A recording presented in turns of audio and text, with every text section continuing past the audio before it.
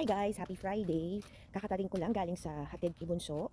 Pakita ko lang na mabilis sa inyo ang ating front porch. So kahapon guys, naglinis si Daddy ng harapan at saka ng likuran. Nag-cut din siya ng ating Bermuda. And then yung mga ilang madudumi or mga dahon na tuyo na, niligpit na rin natin. So ayan na guys, nagmow na si Daddy.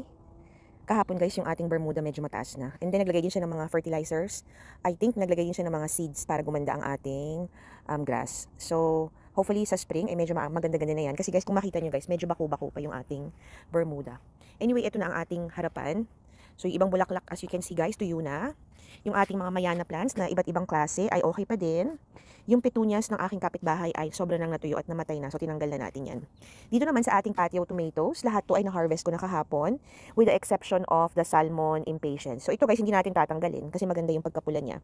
And perfect yan para sa fall season. Ayan. Yung cordyline spikes naman, like I said, tatanggalin natin yan.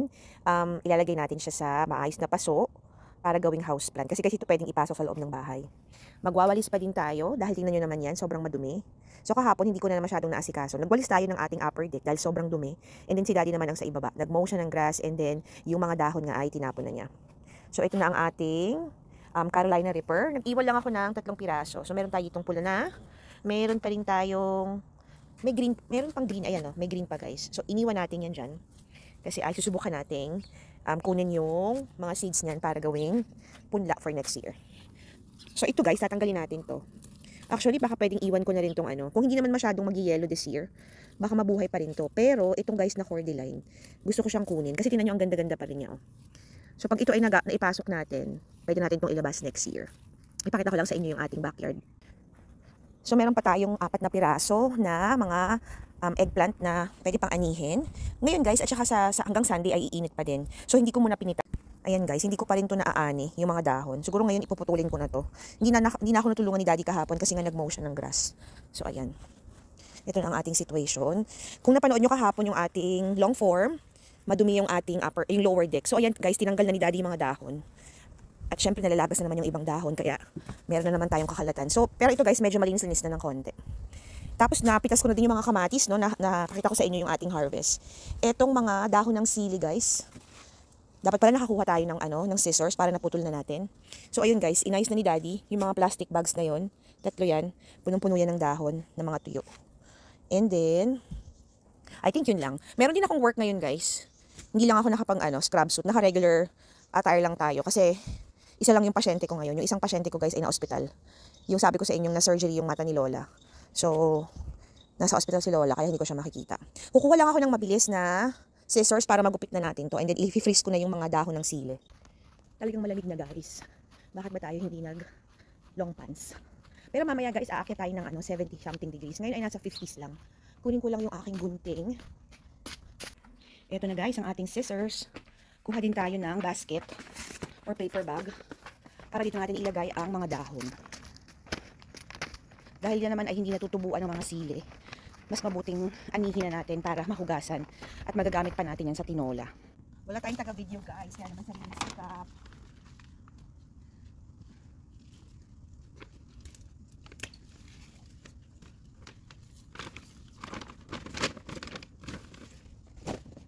Napakalaki ng sanga, kaya unti-unti natin.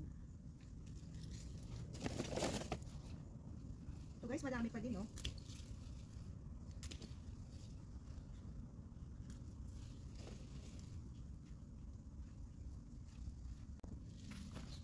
Ayan na guys, meron pa tayong bell pepper sa likuran.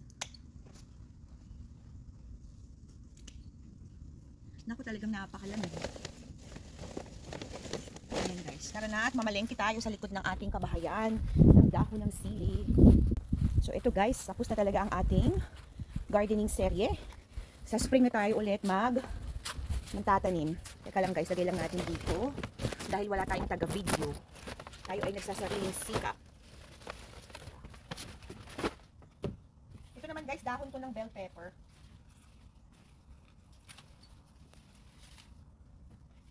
Yung iba dito guys ay dilaw na. So piliin natin yung mga pwede pang mapakinabangan. Kahit makagawa lang tayo guys ng mga 4 or 5, ay okay na okay pa rin yan. Kasi dito guys, binibili ang dahon ng sili. Yan ay naka-freeze. Sa mga Asian store guys, meron itong binibenta. At mahal din siya, actually. Gustong gusto namin pag ilalagyan ng dahon ng sili yung tinola. Napakasarap talaga kasi ng lasa. Ayan. So tapos na guys, wala na ang ating bell pepper. Yung mga kalamansi naman natin, ipapasok na rin natin yan. Subukan natin yung gawin tomorrow guys, para matulungan ako ni Daddy. Ay, may mga kamatis pa pala dito guys. Nakalimutan kong hindi natin napansin kahapon. Ayan guys, meron pa tayong dalawang kamatis. Doon naman ay, I think na-harvest ko na. So ayan lang muna.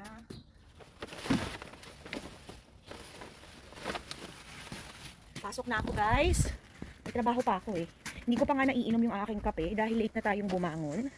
Kahapon guys natapos yung game ni ate, mga mag-alas 10 na ng gabi. So ako ang nag-antay sa kanya kasi si Daddy nga at saka si Jay ay nasa swim practice.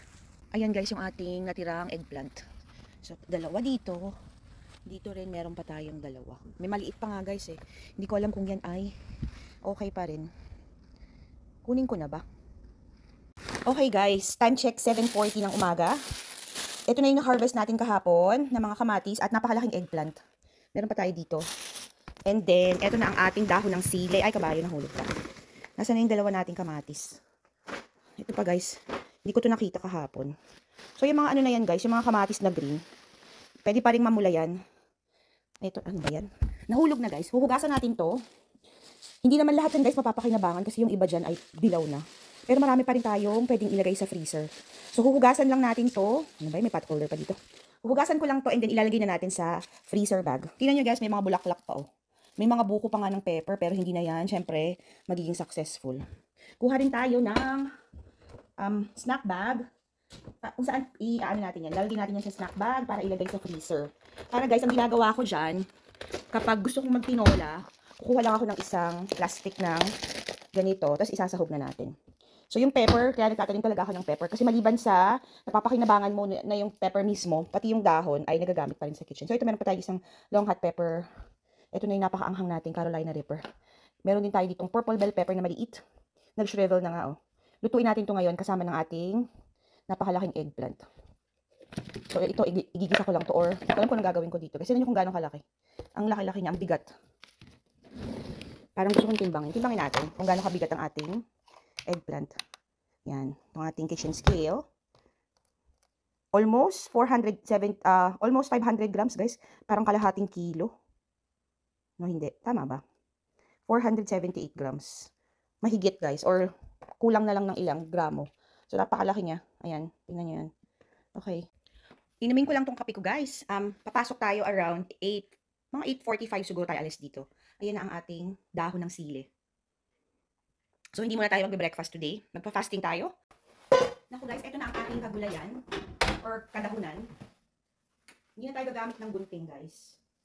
Napakadami. I think makakagawa tayong mahigit 10. So, kapag medyo dilaw na guys, hindi na natin yung gagamitin. Kasi ano na yun, magulang na. Pero alam nyo ba, pag naglagay kayo ng ganito sa tinola, yung mga nagluluto dyan na naglalagay ng sili, talagang nag-iiba yung lasa niya, as in napakasarap ng tinola.